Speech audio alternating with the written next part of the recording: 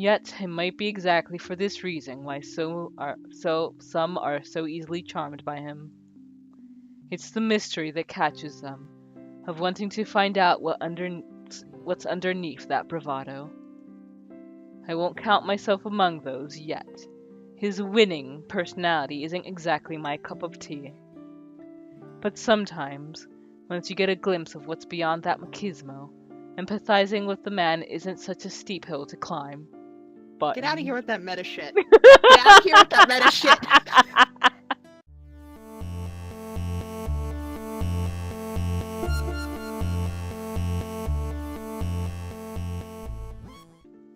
Hello everyone, and welcome back to 4pixels. Coco and Kimi are here with our guests, Layfully and Buttons, and we are continuing the letter.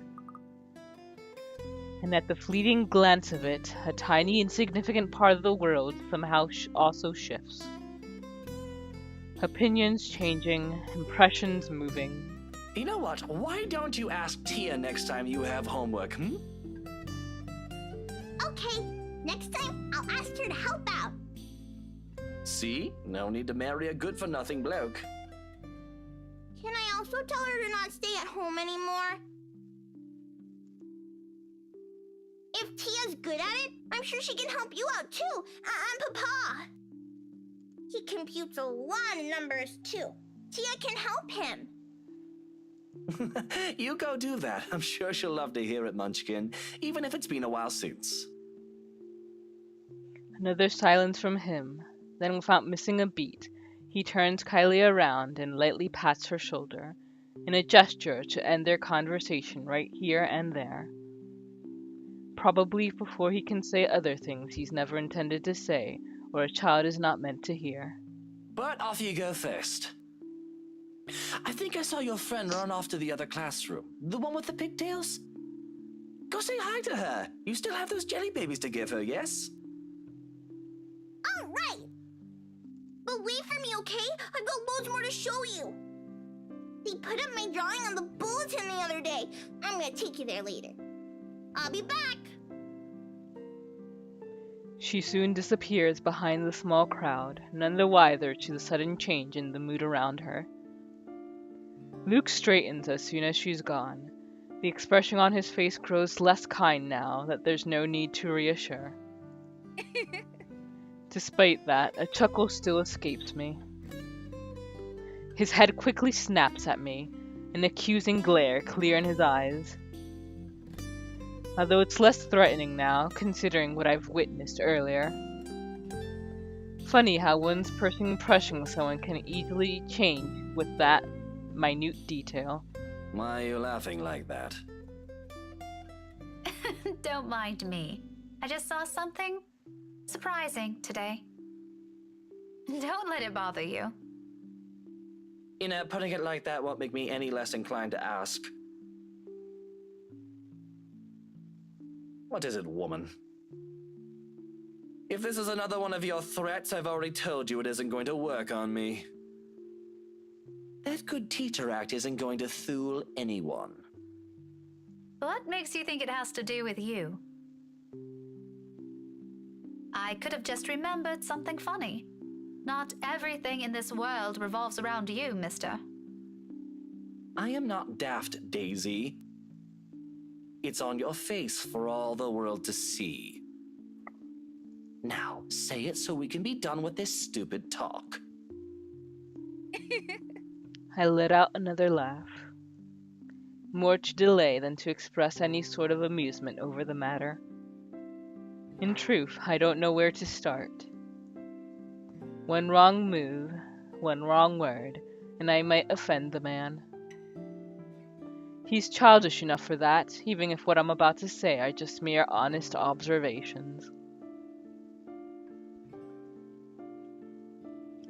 I don't like either of these. I know. I'm like,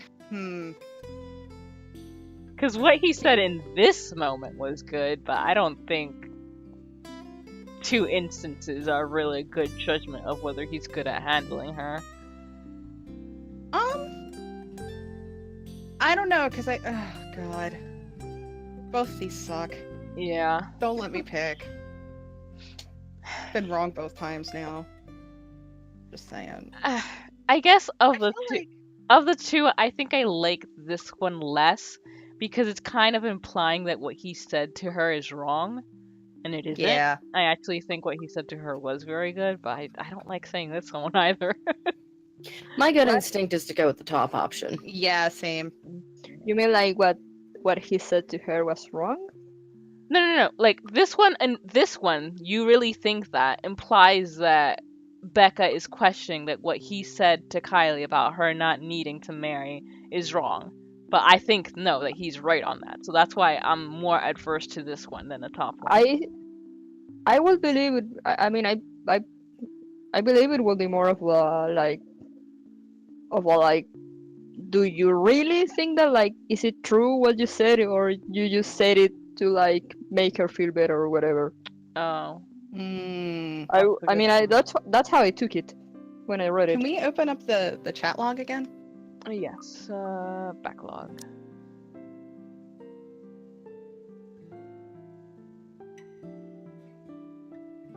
Oh, okay. That's why I'm thrown off, because I thought that the you really think that was directed towards the it has to be something about him.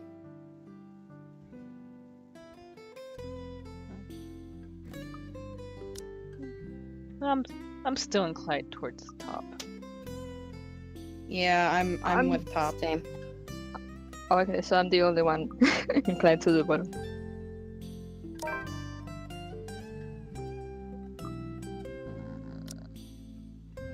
No. Damn. Kira was right. Well, I don't know. I mean, the thing is that yeah, the relationship is going up, and but I don't.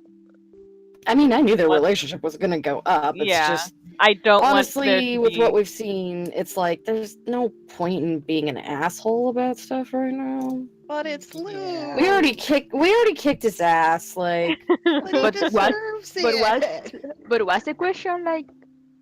Well, I mean, let's I guess let's we see wouldn't what. know if it had like a mean intent. Oh well, regardless of how he reacts, it's not like it will have an impact on anything between us. I have no plans of getting too friendly with the man, though he might have some good point. Emphasis on might. The best treatment I can hope myself to give him is to stop thinking of him as a sleazy douche. No. Besides, after seeing that look on him, I figure someone like him can use a little compliment here and there. He probably doesn't get it much considering how coarse his own language can get. Can't you act a wee bit polite for even a second of your life? It won't kill you. You'll easily get answers that way, you know? Instead of demanding things from people like a temperamental man-child. Okay, never mind. I'm okay with this dialogue option now. I'll be nice when I want to be, woman. Don't tell me what to do. And here I was just thinking how you're doing a brilliant job as Kylie's guardian. Was I mistaken? Was I mistaken? What? Sorry, I didn't catch that. Stop playing dumb. I hate to admit it, but you actually seem to be good with kids. Possibly even better than most of the teachers here. Fire them all. Yep. What do you know? I've expected him to just take it all in, bloat his ego more, and even brag about it. Instead, what I get from him is a sound resembling a squawk. Or maybe that's him choking on his own pride. I can't tell above the hubbub surrounding us. But when I glance at him, only a mortified expression is on his face. No. No? You should be proud of yourself. At least there's this one good thing about you. Isn't that nice to hear? Pretty sure not a lot of compliments get thrown around about you, knowing how you are. Oh, but he is staunchly against children. I forgot about that. There are a lot of good things about me, Daisy. My hair, for one. There's also my extraordinary good looks. Wax lyrical about those all you want. I'd be happy to hear it any day. Praise anything about me, but that. What is so repulsive about it? Even Kylie likes you. Shouldn't that tell you anything about yourself? Kylie is one kid, not even my own. Trust me, you do not want to see me bring a spawn of my own into this world. It will be an abomination. What Is the that hell? what you keep telling yourself? Maybe. Is it any of your business? No. But if I didn't know any better, I'd say this is because you yourself think you're a little piece of shite and somehow it'll pass on. It doesn't work like that, by the way. That last remark just came out. There might be a sliver of truth in it, but I shouldn't have phrased it like that. Even for my own standards, or the kind of person I'm talking to, it's still quite rude. An apology is already at my throat, but the minute I open my mouth, all of what I've prepared myself to say dissipates, lost in the moment in front of me. He has turned gaze outside, staring at some point past the buildings, blocking the view of the sky, equally lost in his thoughts. He's a vexing man under so many standards. However, in this moment, the morning light streaming from the window lends his features a certain air. Softer, less severe than what he often flaunts. No. I know. I know. I laugh every time. I might as well be looking at a different man. There's a tender note in his voice when he finds it, the words muttered under his breath, not intended for anyone but himself. Nevertheless, it reaches my ears, unintentional as it may be. You're right. She deserves someone far better than me. All that talk about self-worth makes sense now. It isn't some profound knowledge he pulled out of his arse. It has come about because he's already been there, likely still stuck in the middle of it. Why? I don't want to feel bad for this douchebag. I just want to eat him. Future self will put that noise of despair on repeat like 5 times.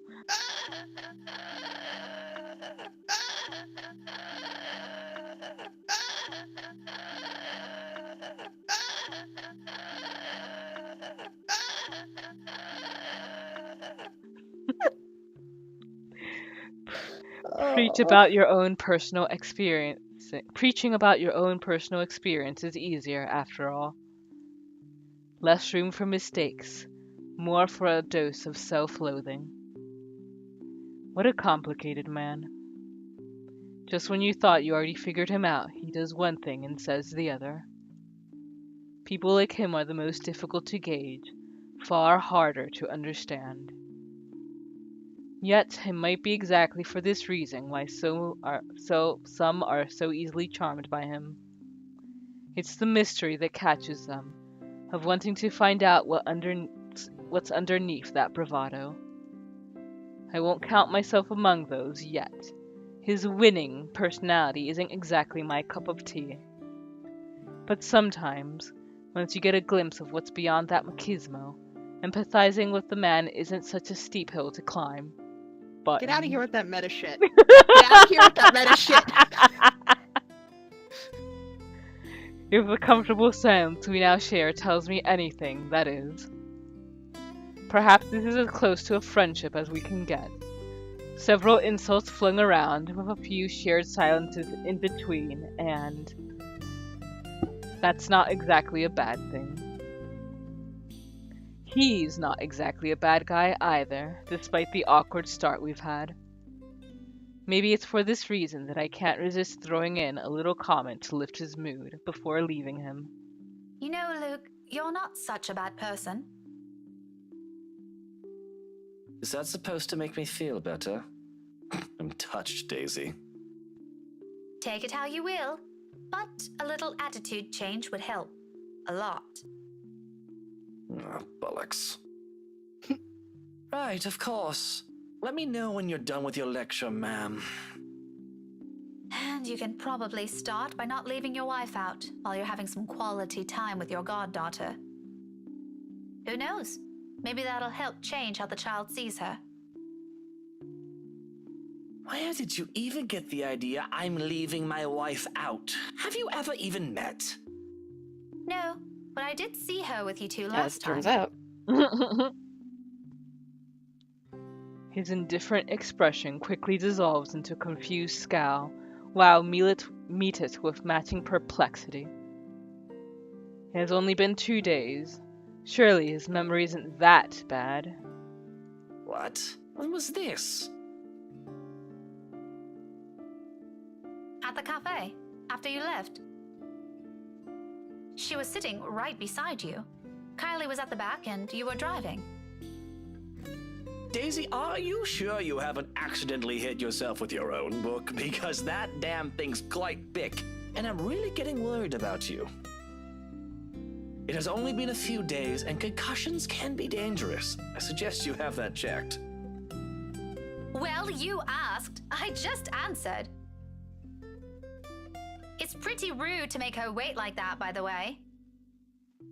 How can I make her wait when she's not even with us? What? It was just Kylie and I that night. Now you're just pulling my leg. Luke exhales, long and drawn out, his impatience rapidly changing the companionable air around us. In the face of it, I tense.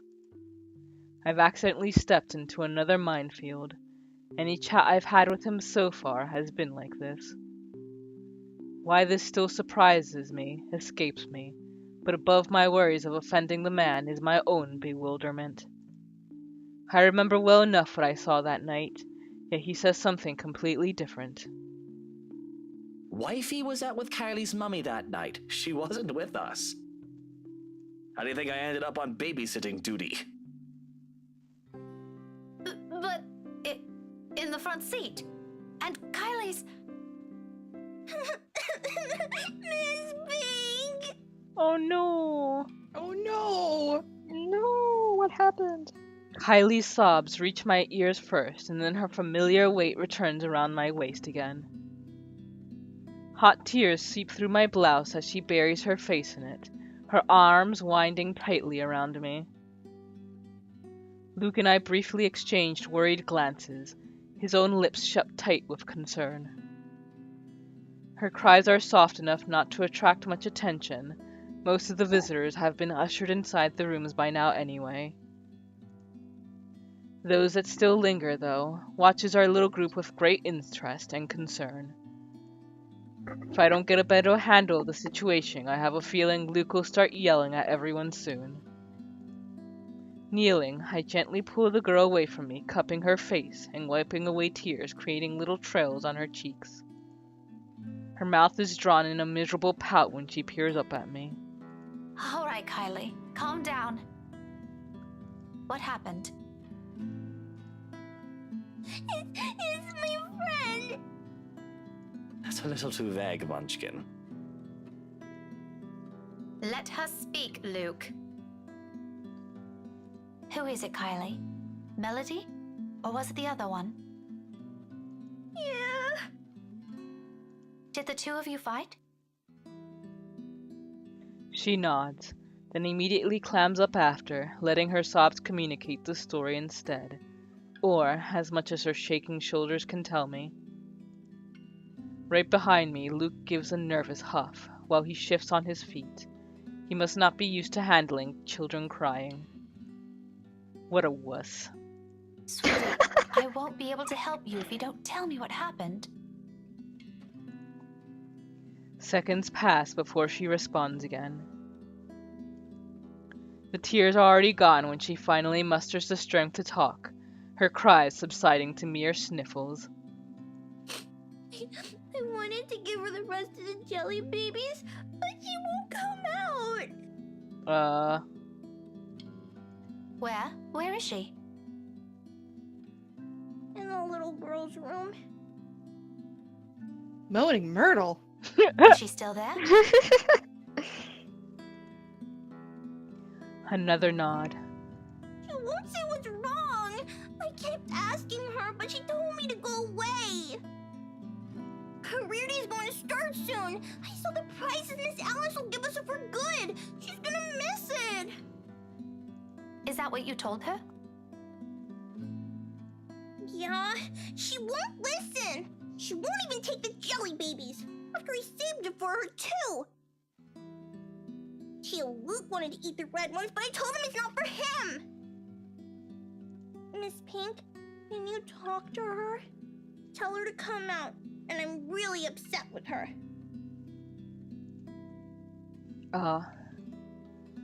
Just a little childish argument then. Times like this, I'm glad I teach teenagers mature enough for petty squat.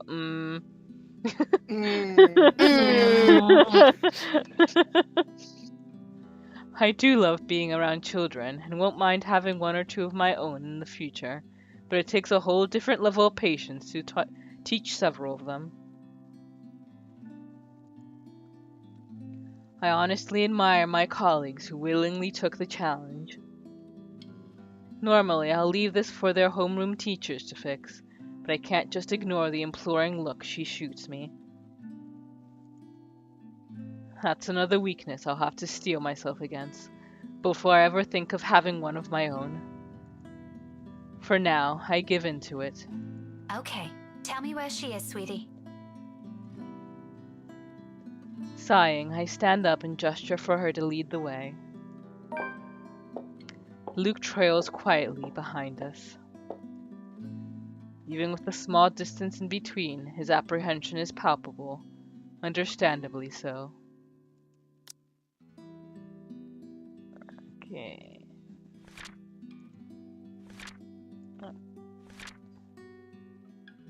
Sans. Oh, so this is a new one that pops in. All right. Thursday, October 27th, Luke was seen attending career day at St. Giretti High School for his goddaughter, where he met Rebecca again. Minutes later, a sobbing Kylie interrupted their conversation to report a friend crying in the little girl's room. No one wants to be caught in the middle of a children's spat. But in the end, this is all just a part of my job. I can't just shy away from it, can I? Kylie escorts us to the adjacent hall. Suddenly there is no music. At this hour, the corridors and the rooms lining its sides are empty. I love how it's an adjacent hall, but they're the same room number, so Twilight Zone. Spooky. I want to check something real quick.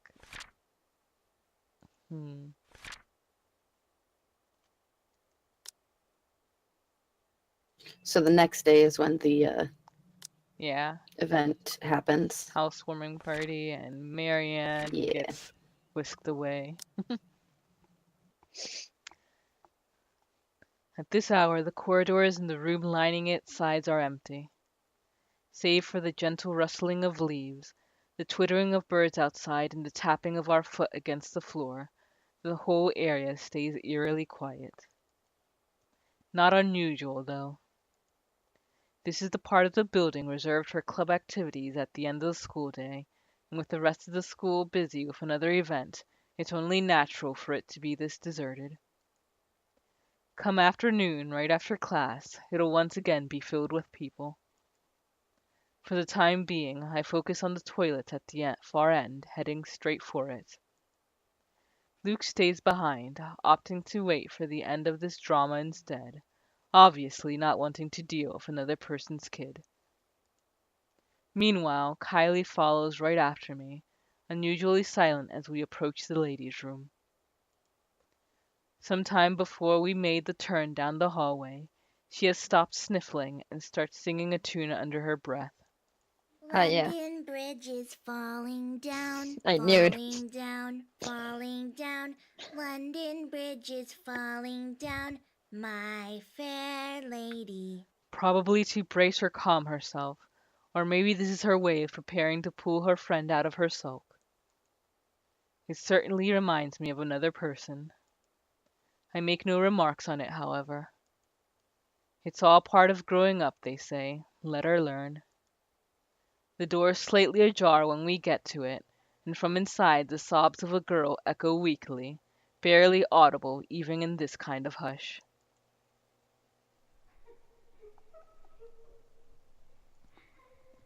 Turns out Kylie's not the only one upset about this.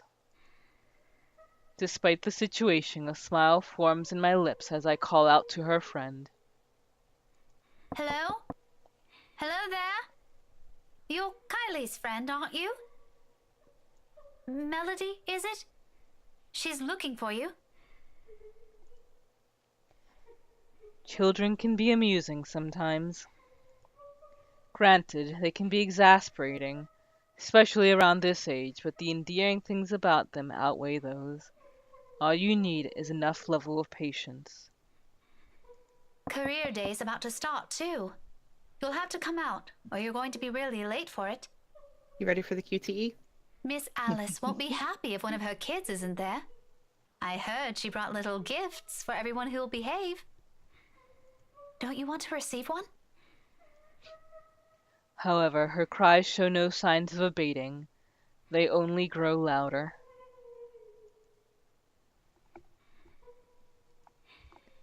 Not close to a wail. Alarming, regardless. Are you okay? From where I'm standing, it sounds almost like she's in some kind of pain, and it's not impossible. They do that at times, hiding what ails them for fear of a reprimand. If it's like that, coaxing her out might be useless. This also makes sense why she chose the loo furthest from their classroom. Wasting no time, I gesture for Kylie to wait and amble towards the door, calmly so I don't alarm her.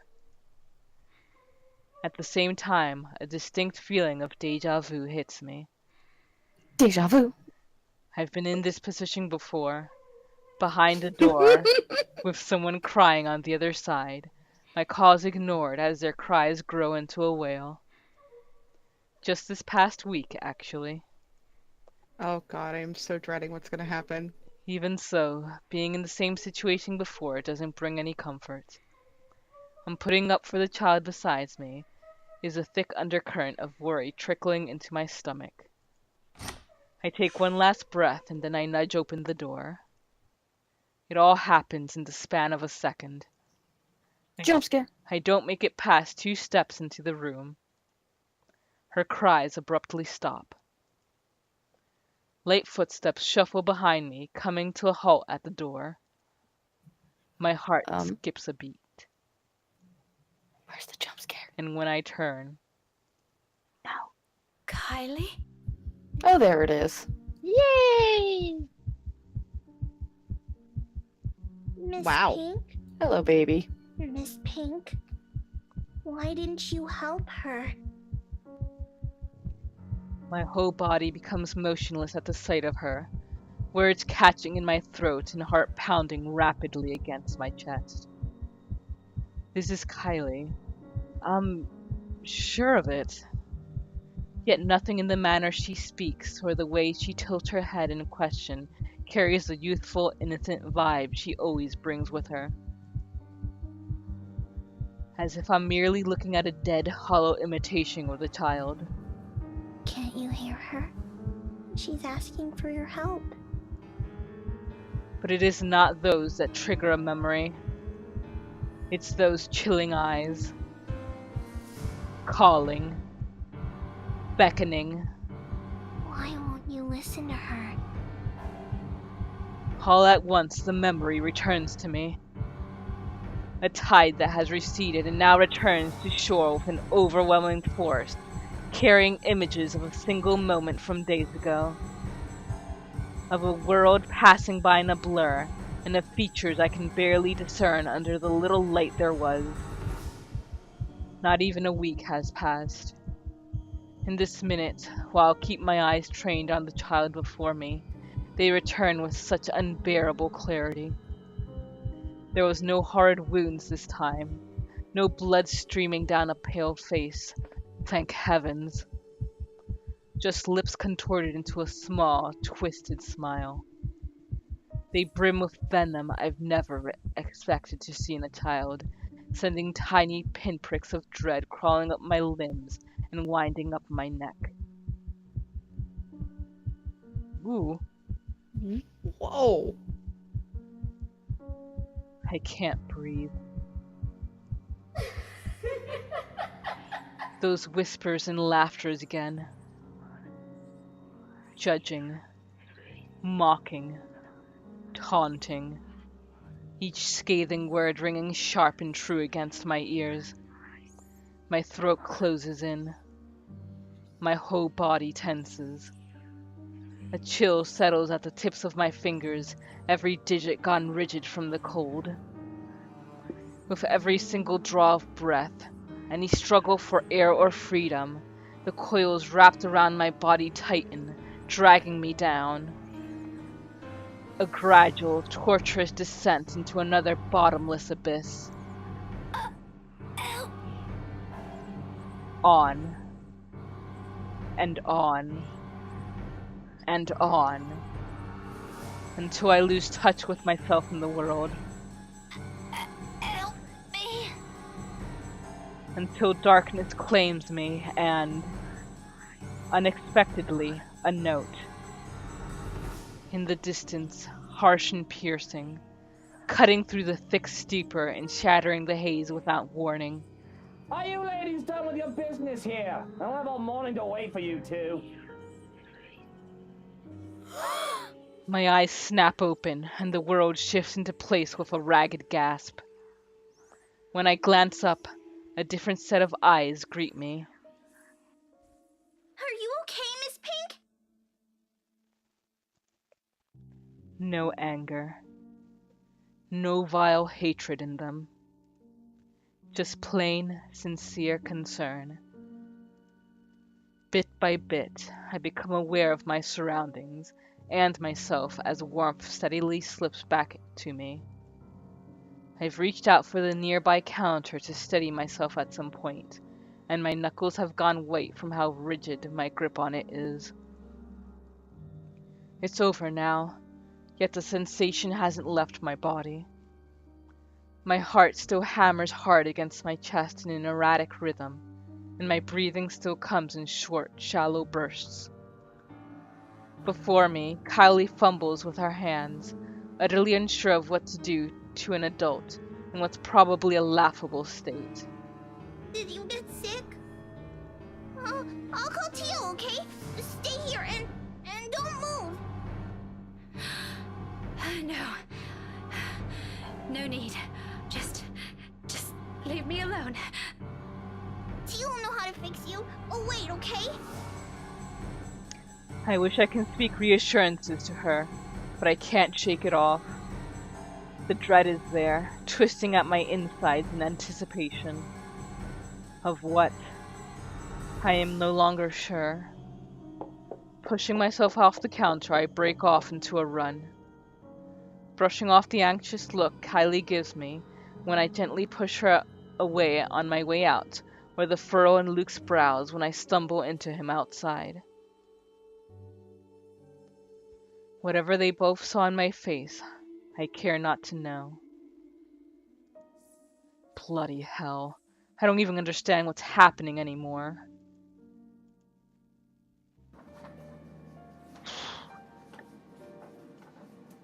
And with that, we will end this episode right here. Thank you guys for joining us, and see you next time. Bye bye. Bye bye. And what time? And how can you like- sweat so much? This is Phoenix's backstory. He put on a suit and he had Hattie's donut and someone was like, yeah. And now he's here. And now he's here. He just Now he's here. Alright guys, you're not He doesn't supposed to know tell how to my tell full anyone story that he's not. right from the second episode. Thank you, Your Honor, because I don't feel relaxed, that's for sure. Yeah, this is just foreshadowing the backstory. Well then. First, a question for the prosecution. Mr. Payne? Yes, Your Honor. When do I get my pop quiz?